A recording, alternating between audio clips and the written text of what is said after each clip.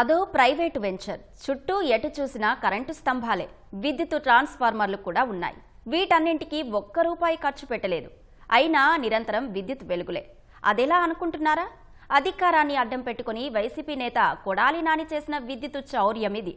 వీధి దీపాల కోటాలో అప్పనంగా విద్యుత్ వాడేసుకున్నారు. పల్లె నిధులతో వెంచర్లో ఏళ్లపాటు ఫ్రీగా వెలుగులు నింపేసుకున్నారు. అక్రమాలు నిజమేనని తేలినా కూడా ఇంతవరకు ఎలాంటి చర్యలు తీసుకోకపోవడం అనుమానాలకు తావిస్తోంది.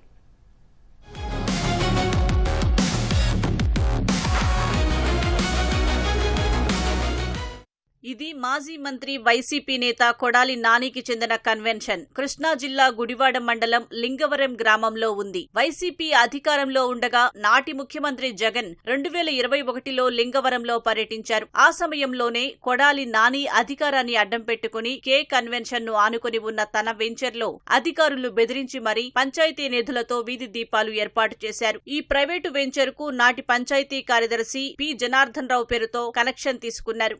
2021 నవంబర్ 11న సర్వీసు నెంబర్ 611115001109తో వెంచర్లో వీధి దీపాలు అక్రమంగా వేయించుకున్నారు. లక్షల బిల్లుల భారాన్ని లింగవరం గ్రామ పంచాయతీపై మోపారు. వైఎస్ఆర్ చారిటబుల్ ట్రస్ట్ పేరుతో గుడివాడలోని కే కన్వెన్షన్ వద్ద ఉన్న ఈ ప్రైవేటు వెంచర్లో 5 ఏళ్లు సంక్రాంతి సమయంలో జూదాలు జరిగాయి. రాత్రి పగలు తేడా లేకుండా భారీ తెరలు ఏర్పాటు చేశారు. క్యాసినో, కోడి పందాలు విచ్చలవిడిగా సాగాయి. జగన్ ఎడ్లబండి పోటీలను ప్రారంభించడానికి వస్తున్నారంటూ రైతులకు చెందిన 2 ట్రాన్స్ఫార్మర్లను అక్రమంగా కే కన్వెన్షన్ వెంచర్లో పెట్టించారు. పైసా చెల్లించకుండా పంచాయతీ నిధులతో విద్యుత్ స్తంభాలు వేయించుకుని లక్షల యూనిట్ల విద్యుత్ చౌర్యం చేశారు.